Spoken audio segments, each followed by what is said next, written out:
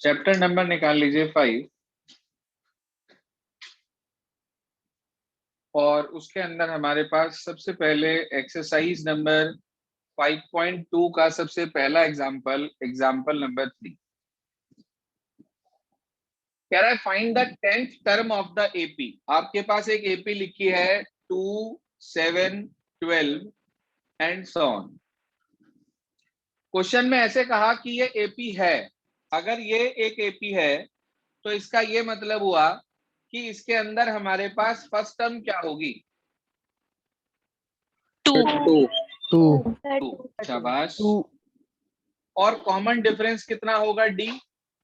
7 -5 ऐसे लिखेंगे आप 7 - 2 = 5।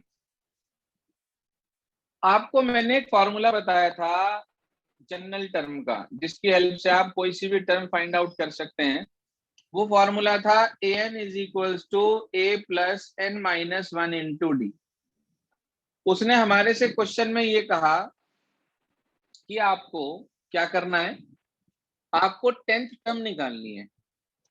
इसका मतलब a10 = कितना होगा? कल बताया था मैंने आपको, एक कम कर देते हैं। शाबाश, a + 9d। a की वैल्यू 2 और d की वैल्यू 9 × 5 = 45 + 2 47 आपके पास आंसर। मैं समझता हूं बहुत अच्छे से क्लियर हो गई होगी ये वाला एग्जांपल सभी को। Yes sir. चलिए आगे चलते हैं। इसके बाद एग्जाम्पल नंबर 4, ध्यान दीजिए क्या कहता है। आपसे ये कहा गया एग्जाम्पल नंबर 4 में कि which term of this AP is -81, also is any term 0? Check, give reason for your answer. Reason भी देना है, सुनिए ध्यान से। तो उसने हमें एक एपी दे दी, यदि आप ध्यान दें तो उसने हमें एक एपी दे दी और उस एपी में उसने ये बोला कि 21 है, 18 है, 15 है हमारे पास and dash dash dash dash dash. उसने बोला आपको कि इस एपी की कौन सी टर्म, इस एपी की कौन सी टर्म हमारे पास जो है वो -81 है। हमें नहीं पता कि इस एपी की कौन सी टर्म -81 है। ध्यान से सुन लो, जब भी कभी आपके पास ऐसा कुछ आए कि इस एपी की कौन सी टर्म ये है, तो आप हमेशा उसे जनरल टर्म मान के चलोगे। उसने बोला -81 कौन सी टर्म है, हम कहेंगे हमें नहीं पता। हमने मान लिया let -81 be the nth term. कौन सी टर्म मान ली हमने उसे? nth। आपको मैंने कल बताया था nth term is represented by, हाँ जी, nth term is represented by an। बिल्कुल ठीक। तो an की वैल्यू -81 हो गई। अब आप an के ठीक नीचे an का फार्मूला अप्लाई कर दीजिए यहाँ पर। तो वो फार्मूला होता है a + n - 1 × d। Now you are having value of a as well as of d। कितना आएगा यहाँ निकालना भूल गए हम ऊपर। कितना आएगा बच्चे? a 21 शाबाश। और d -3 18 - 21 - 3 ऐसे लिखा था, a2 - a1 कर। अब आप इसमें a और d की वैल्यू रख दीजिए। a तो आपने रखा 21, n - 1 × -3 = -81। आपको इसे सिंप्लीफाई करके बस यहाँ से n की वैल्यू कैलकुलेट करनी है। तो अब वो n की वैल्यू कैसे कैलकुलेट होगी, क्या प्रोसीजर है हमारे पास, क्या तरीका है, वो सुन लीजिए ध्यान से। सिंप्लीफाई करना है इसे। पहले आप इसे उधर ले जाओ 21 को, कितना हो जाएगा? 105 5 क्यों भाई? -81 - 21 माइनस के 102 ही तो आया। उसके बाद आपने इस -3 को डिवाइड में भेज दिया, मर्जी आपकी है, चाहे अंदर मल्टीप्लाई कर दो। आपने इसे डिवाइड में भेज दिया, -102 अपॉन -3, माइनस से माइनस कैंसिल हो गया, इस कैंसिल कर दिया 3 और 4। ये आया भाई? Yes sir. तो आपके पास n-1 की वैल्यू 34 आ गई। अच्छा, अगर n-1 34 है तो n कितना हो जाएगा? 35। मुझे ये बताओ, क्या ये नंबर हमारा फ्रैक्शन में आया, माइनस में आया, डेसिमल में आया? ऐसा तो कुछ नहीं आया। No sir. नहीं वीडियो ब्लर हो गई सर, वीडियो ब्लर हो रही है। एक्चुअली नेट की इशू चल रहा है 2-4 दिन से। कोई बात नहीं, अभी ठीक हो जाएगी, 2 मिनट रुकते हैं।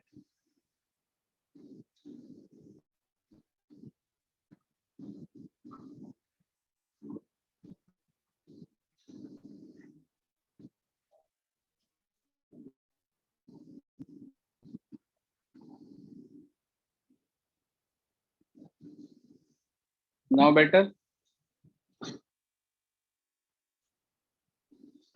Yes sir. देखो n की वैल्यू आपके पास 35 आई। n की वैल्यू 35, अगर हमारे पास ये नंबर नेगेटिव आ जाए, या ये नंबर हमारे पास माइनस में आ जाए, या ये नंबर डेसिमल में आ जाए, तो हम ये कहते हैं कि हमारे पास जो है -81 इस एपी की कोई टर्म नहीं है। लेकिन क्योंकि ये एक नेचुरल नंबर आया, भाई अगर आप पर्सन काउंट करते हो, सपोज करो आपसे पूछा जाए कि भाई आपकी क्लास में कितने बच्चे हैं, तो आप ऐसे थोड़ी ना कहोगे जी हमारी क्लास में 47.5 बच्चे हैं, हमारी क्लास में तो माइनस के 35 बच्चे हैं, हमारी क्लास में तो 57.2 बच्चे हैं। तो थोड़ी ना बोलोगे। नंबर है, नंबर हमेशा एक नेचुरल नंबर की फॉर्मेट में होता है। क्लियर? Yes sir. तो आपको n की वैल्यू 35 मिल गई। इसका ये मतलब हुआ, हम ये कह सकते हैं, it implies -81 is the 35th term, is the 35th term of AP. बोलो, इतना पॉइंट क्लियर है? Yes sir. Yes sir. अच्छा, उसने एक बात और पूछी आगे, कह रहा है हमारे से also is any term zero, क्या जीरो भी कोई टर्म होगी?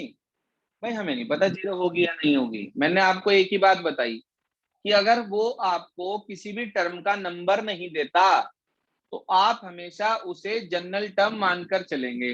जनरल टर्म का मतलब ये हुआ कि आप उसे nth टर्म लेकर चलेंगे। यही समझाई बात मैंने आपको भी अभी। Yes sir. यस तो सर।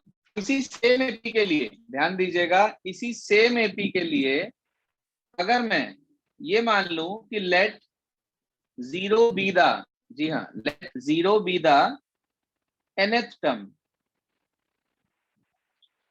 तो it implies an equal to 0, a plus n-1 into D equals to 0। a की जगह 21 रखेंगे आप, d की वैल्यू -3 थी, इसे सिंप्लीफाई करेंगे। चाहे तो इसे इधर ले आए और इसे डिवाइड में, नहीं तो इसके अंदर मल्टीप्लाई करके भी सॉल्व कर सकते हैं। सॉल्व करना आपके अपने हाथ में है, जैसे आप चाहो वैसे सॉल्व कर लो, कोई बाउंडेशन नहीं है। ये आ गया 21 - 3n + 3 इक्वल टू 0, 3n उधर भेज दिया, 24 इक्वल टू 3n, n की वैल्यू 8 आ गई। आप बताइए, क्या जीरो कोई टर्म होगी या नहीं होगी? Yes sir. Yes sir. होगी। यस कौन सी सर। होगी? Sir 8 term. 8 term. Zero is 8th term of given AP. खत्म काम। अगर ये फ्रैक्शन में आ जाता तो हम ये लिखते कि it is not a term of given AP, तो उस केस में ये गिवन एपी की कोई टर्म नहीं है। Point clear? यस अच्छा, इसी से मिलता यस जुलता, सर। बिल्कुल इसी से मिलता जुलता एग्जाम्पल नंबर 6 है मेरे बच्चे। क्या कह रहा है एग्जाम्पल 6, ध्यान दीजिए। कह रहा है check whether 301 is a term of the list of number this. आपके पास एक नंबर दे दिया, list they the 5, 11, 17, 23।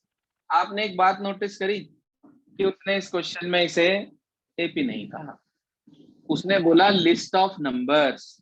Means first of all we have to show that it is an AP. अगर आपने बिना एपी शो करे और प्रोसेसिंग कर दी तो आपको 0 मिलेगी। कैसे दिखाते हैं किसी भी दी हुई सीक्वेंस को कि वो एपी है? A2 minus A1. ऐसे ही एक बार एक बच्चे से मैंने पूछ लिया, भाई कैसे दिखाते हैं कि ये एपी है? कहने के सर लिख देते हैं इट इज एन एपी। अरे भाई शो तो करोगे ना किसी तरीके से।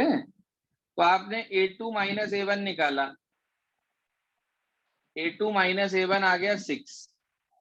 फिर आपने A3 माइनस A2 निकाला, वो भी आ गया 6। फिर आपने A4 माइनस A3 निकाला, जितनी टर्म दिख रही हैं ये भी आ गया 6। जी हाँ, तीनों 6 आ गए। तो आप कह देंगे it implies it is N AP. AP. Common difference कितना होगा? So 6. 6। शाबाश। और फर्स्ट टर्म? So 5. 5। बिल्कुल ठीक। उसने ये बोला check whether 301 is a term of this list of number. हमें नहीं पता भाई, हमने मान लिया लेट 301 बी द टर्म मान लिया हमने उसे। हाँ जी, nth टर्म। अब आप कैलकुलेशन करेंगे an इक्वल्स टू 301। an का आपने फॉर्मूला लगाया बेटे, a plus n minus 1 into D equals to 301। a की वैल्यू रख दिया आपने, कितनी है भाई a की वैल्यू हमारे पास? 5 plus n minus 1 into D, D की वैल्यू हमारे पास कितनी है? 6। 301। करो इसको सिंप्लीफाई। अब मल्टीप्लाई कर दी अंदर इसकी, चाहे तो ऐसे कर लो चाहे डिवाइड में ले जाके कर लो, इच्छा आपकी है। मैंने आपको अभी सिस्टम बताया भी था। ये आ गया तो आपको मिल गया यहाँ से -1, वो -1 उधर जाके ऐड हो गया, तो 6n की वैल्यू 302 आ गई क्या? Yes, sir. Yes, sir. तो n आ गया 302/6। डिवाइड कर दो भाई इसे, ये तो 2 से कट रहा है, 151/3 आ गया। अब इसे डिवाइड करा तो n की वैल्यू आ गई 50 होल 1/3। भाई ये तो फ्रैक्शन में आ गया, मिक्स्ड फ्रैक्शन में। क्या ये एक नेचुरल नंबर है? No, sir. ठीक है जी, याद रखना ये हमेशा एक नेचुरल नंबर यानी कि पॉजिटिव इंटीजर आता है। अगर नहीं आया तो आप कहेंगे it implies 301 is not a term of given list of numbers. उसी फॉर्मेट में आंसर लिखा करो जिस फॉर्मेट में क्वेश्चन में कहा जाए। कोई परेशानी? No, sir. No, sir. तो आप सबको ये बात समझ में आ गई कि अगर कभी भी किसी भी टर्म का नंबर नहीं दिया जाता तो हम उस नंबर को n मान लेते हैं। उज्जवल माइक बंद रखे हैं। उस नंबर को हम n मान लेते हैं nth, और वहां से n की वैल्यू कैलकुलेट कर लेते हैं। अगर n की वैल्यू एक पॉजिटिव इंटीजर यानी कि एक नेचुरल नंबर आती है तो वो उसकी सीक्वेंस की जो है टर्म होती है एपी की, नहीं तो वो उसकी कोई टर्म नहीं होती है। चलिए अब इसके बाद आगे चलते हैं एग्जाम्पल नंबर 5। एग्जाम्पल 6 पहले इसलिए बता दिया था क्योंकि वो उन्हीं तरह के क्वेश्चंस का था जो हम लेकर चल रहे थे। सुनिए ध्यान से। एग्जाम्पल नंबर 5, किसी को आलू लेने हो तो बता देना, हमारी गली में आलू वाला आया है, बहुत जोर से चिल्ला रहा है तो नहीं भाई? कोई आलू तो नहीं चाहिए किसी को? No, sir. No, sir. ठीक है फिर सही है। नो सर है हमारे घर। आपके घर है? कल वीडियो से चेक कर लेंगे है या नहीं है, वीडियो से चेक कर लेंगे कल, कोई बात नहीं। कह रहा है determine the AP whose third term is 5 and the seventh term is 9। एक छोटी सी बात हमेशा के लिए समझ लो, कभी भी किसी भी एपी के अंदर यदि आपको दो टर्म पता है तो आप उसके अंदर हमेशा कॉमन डिफरेंस और फर्स्ट टर्म बड़े आराम से निकाल सकते हैं। अब इसने क्वेश्चन में ये बोला कि एपी निकालनी है, थर्ड टर्म दी है, सेवेंथ टर्म दी है। मैंने मान लिया लेट फर्स्ट टर्म बी, क्या होती है भाई first term? A. Let common difference be B. बिना फर्स्ट टर्म और कॉमन डिफरेंस को लेट किए बिना काम मत करना, नहीं तो नंबर कट जाएंगे। अकॉर्डिंग टू क्वेश्चन 82 बताइए सर कौन कौन सी टर्म दी थी? थर्ड और सेवन। थर्ड टर्म तो दे दी 5 और सेवन टर्म दे दी 9। आपसे पूछना चाहता हूं भाई A3 का क्या मतलब है? A प्लस कितने डी? Sir 2D। 2D, बिल्कुल ठीक बात। अच्छा A7 का क्या मतलब है? A plus 60. A plus 60। कोई चैप्टर ऐसा पढ़ा था क्या आपने जिसमें आपने linear equation in two variable पढ़ी हो और उन्हें सॉल्व करना सीखा हो? Yes, sir. Yes, sir.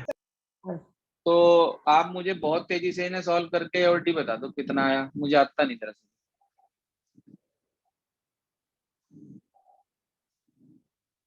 D1 आया।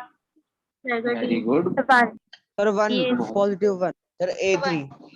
तो बहुत तेज है भाई, ये कट गया। हाँ सीख गया तो मैं भी, ये आ गया। तो D की वैल्यू 1 आ गई, बहुत अच्छे। इसे आपने उठाकर पुट कर दिया फर्स्ट इक्वेशन के अंदर, ये उधर जाकर माइनस हो गया तो A की वैल्यू शायद 3 आ गई।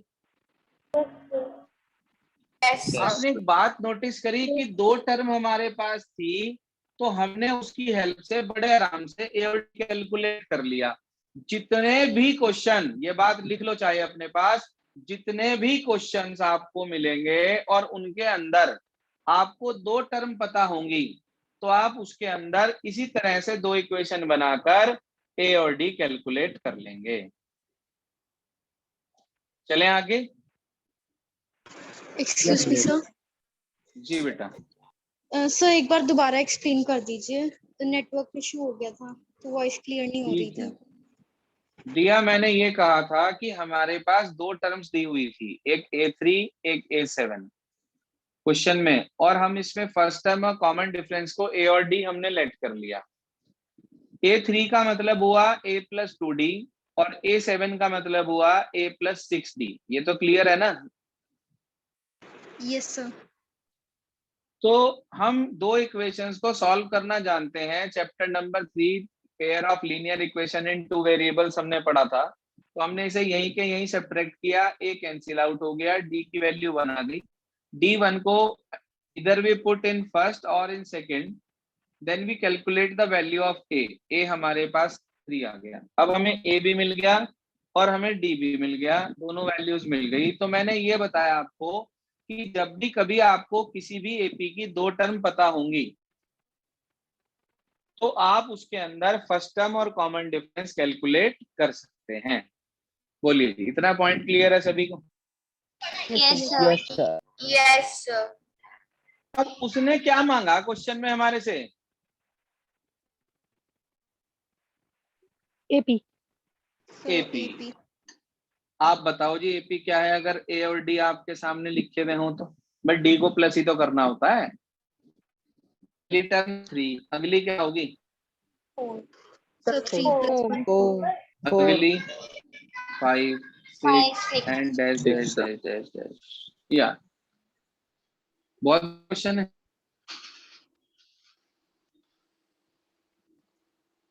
हाँ जी, बिल्कुल समझ में नहीं आया? Sir, आ गया. आ गया। अब ये हमारे पास एग्जाम्पल नंबर 6 तक का काम खत्म हो जाता है। भाई माइक बंद कर लें प्लीज जिसका खुला है। अनुष्का, देखिए जी, इसके बाद हमारे पास एग्जाम्पल नंबर 7 आता है, लेकिन एग्जाम्पल नंबर 7 से पहले मैं आपको आज कुछ क्वेश्चंस ट्राई करने के लिए देना चाहता हूं, क्योंकि अगर हम सपोज करिए कि यहीं से आगे का भी मैं बता दूं तो हौच पौच हो जाएगा सारा, तो इट इज बेटर कि मैं आप लोगों को आज इसके बिहाफ पर कुछ क्वेश्चंस दे देता हूं ट्राई करने के लिए, जिससे कि आपको प्रॉब्लम ना आए। तो अपने पास करना क्या है आपको, होमवर्क में एग्जाम्पल नंबर 3 से लेकर, जी हाँ, और एग्जाम्पल नंबर 6 तक रिपीट करने हैं। Example 3 to example 6 you have to repeat, and exercise number 5.2 try first 12 questions only, first 12। जी हाँ, क्या कहा, ट्राई फर्स्ट 12 क्वेश्चंस ओनली। पहले 2 जिनके हो गए थे वो दोबारा रिपीट मत करें, जिनसे नहीं हुए थे वो एक बार उन्हें करके देख लें, उम्मीद करता हूं अब आराम से हो जाएंगे। तो ये आप लोगों का कल का होमवर्क है। क्लियर है सभी को यहाँ तक? यस यहाँ सर। तक सब क्लियर है? Yes, sir. Yes, sir.